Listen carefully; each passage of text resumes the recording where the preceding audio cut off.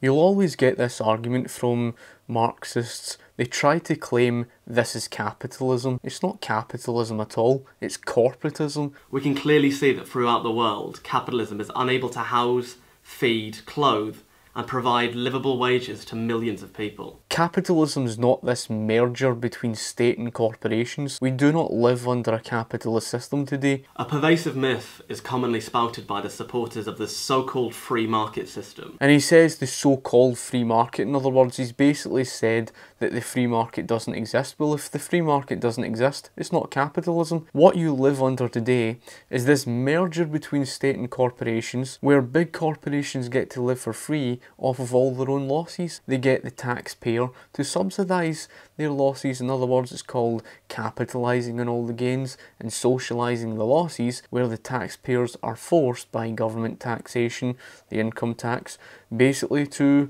subsidise and pay for the losses of others. Now that's not a capitalist system. A capitalist system is where you pay for your own losses. In other words, there's no subsidies. It's a system that is basically all about rewarding success and punishing failure. We do not live under that system today. This system is severely lacking in its ability to distribute the goods and wealth it produces for our economy to use. In other words, they're forced into a collective group, and to redistribute their wealth through government coercion, where the government takes that money and redistributes it to socialise the losses of others. That is an act of socialism. Not only is that an act of socialism, government protectionism is an act of socialism. This is what we call the mixed economy, and it's inescapable. You can't have a mixed economy without corporatism. We live under the mixed economy. We do not live under a capitalist system. Yes, there are elements of capitalism. You have the element of capitalism in private ownership. However, you cannot say that we live under a system of true private ownership. What we have is strong government regulation over the private sector, and as a result of that, you have a lack of competition. It's led to higher costs in the private sector. It's all to do with the laws of supply and demand, the lack of supply in ratio to what is in demand. Now, I've explained before in terms of American healthcare, it's a fantastic and perfect example of that. It's the absence of the free market, the absence of capitalism. In other words, all because of a government-granted monopoly that granted the American Medical Association. They closed down 168 medical schools around about that. There were fewer medical doctors available on the market, but a higher demand from consumers. What's that got to do with capitalism? That is the fault of government intervention. That's what caused the healthcare costs in terms of medical costs to soar through the roof. That's got nothing at all to do with capitalism. So it's this black and white argument, as if to say, you know, this is all capitalism's fault. This inefficiency is most seen in the scale of unemployment, which is a permanent feature of the labour market. Capitalism is unable to provide jobs to these people, and therefore is wasting their potential. It's all capitalism's fault for why people are facing unemployment. It's all capitalism's fault for why there is expensive food costs. No, that's the fault of socialism. That's the fault of your government intervention. That was the fault of restricting supply and increasing demand. That was the fault of your socialism. The capitalism we have today is within the mixed economy, but is being strangled half to death by socialism and all the government protectionism and all the government subsidies, which again is socialist. And as a result of all the socialism that's strangling capitalism half to death in this mixed economy, then of course that's the problem. How's that the fault of the free market? You are the type of person who claims the unregulated markets leads to all of these monopolies. It's through the government's regulation that ends up weighing smaller businesses down, wipes out the competition of smaller businesses, and ends up giving a competitive advantage because big corporations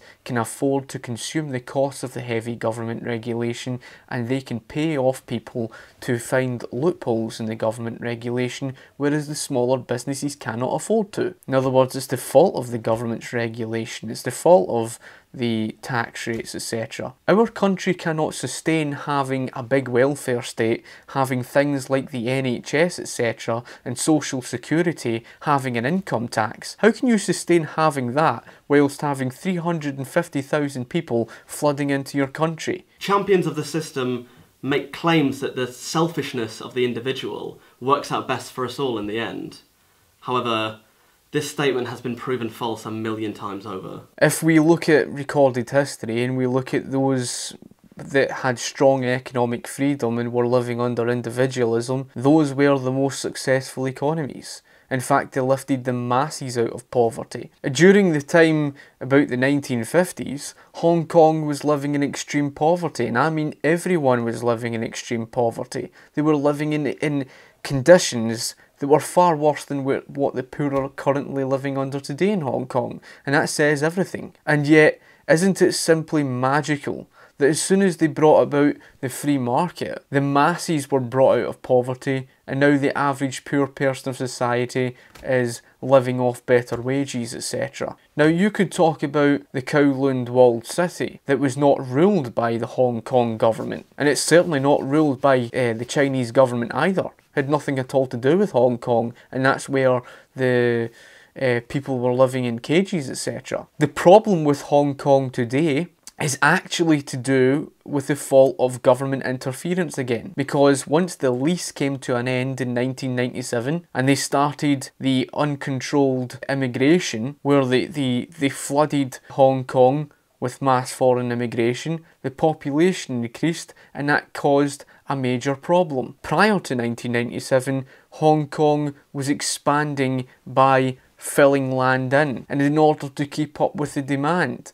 They were able to do so because they controlled the immigration before then, many of which were escaping China for a very good reason, because they wanted better life, and because you've got a higher number coming in to the ratio of the houses being built, it meant there was a shortage of housing. Now, whose fault was that? That wasn't the fault of the market, that was the fault of socialist government interference. And as a result of that, the cost of housing went through the roof, and then you had the issue where those who escaped from China were then forced to live in cages. The need to constantly satisfy the need for profit of a handful of private individuals means that overall there's a complete lack of control.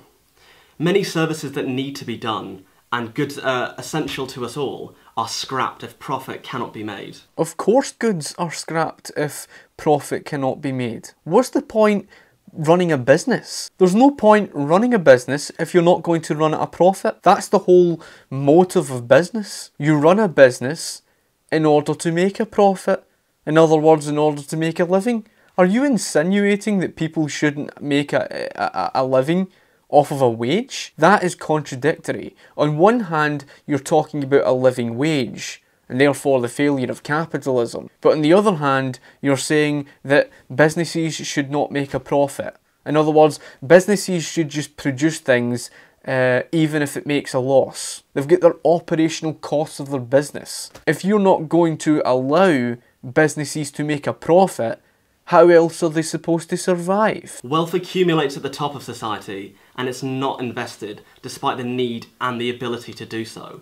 This money isn't invested productively. Again, this is completely false, because investors would not invest in something unless they knew they were going to get a return from it. If you were an investor, would you invest in something that is going to make you a loss? The whole motive of any business or even investors is to make a profit. And the only way that you're going to make a profit is if you invest in something that you know is going to be successful. You're not going to produce something that is going to be worth nothing. There's no point in doing so. Sometimes it happens in the market. Most importantly, within a free market, it's entirely different to the system we live under today, where the system we live under today, as I say, is corporatism and it's monopolistic. I want you to show me the incentive for any producer. Where is their incentive to produce a product that consumers were not buying? Are you honestly telling me that a business that wants to make profits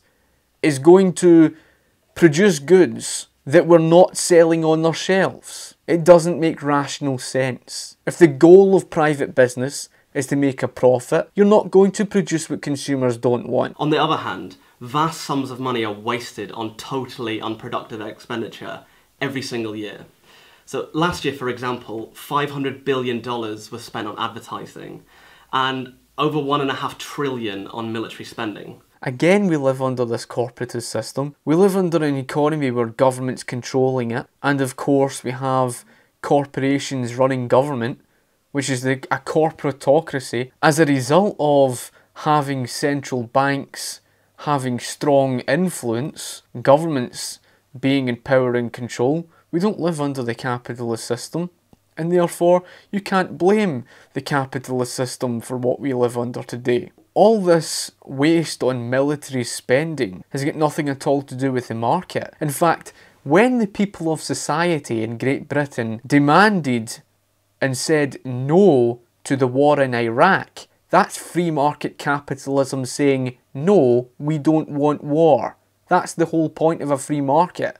A free market says, by the people, by our word, no, we don't want war. But the government went against us. Capitalism's the people of society being in power, not some government, not some, system where a central banking system's in power. Because even when you look at the central banking system that's controlling, manipulating interest rates and changing reserve ratios and printing fiat currency out of thin air, all of that's anti-capitalist. It's anti-capitalist because capitalism's where the market sets interest rates itself through the laws of supply and demand. Likewise, the exact same thing for the ratio. And last but not least, capitalism's about free market money, meaning money that's determined by the people of society. That was gold and silver, and that was fraudulently taken away from us. We were forced through socialism with a fiat currency. Yes, that's correct. That was the fault of socialism. To blame capitalism for the fault of what socialism caused is just erroneous. You're talking about the waste of what government has done, the waste through a central banking system, spent on things that we didn't want, money that we don't even have. That's got nothing at all to do with capitalism. Private property, profit and market are the reason for this wasteful and inefficient system. Again, I won't really go into much on to do with prices. As I've already pointed out, profits tell the market what to produce more of, how much to produce, where to allocate valuable scarce resources and what to invest more in. That statement just more or less proved you don't understand what prices are, and that proves you don't understand what valuable information profits tell the market. So anyway folks, I think I've went on long enough. If you've got any other questions you would like to ask, feel free to ask me in the comments section below. Please give the video a like or thumbs down, whatever you so choose, and of course be sure to share the video, favourite the video and whatnot. And like I say, if you've got anything else you would like to say or questions to ask, feel free to comment in the comment section below and I'll be sure to get back to you. Thank you for watching my video and I shall talk to you later. Cheers.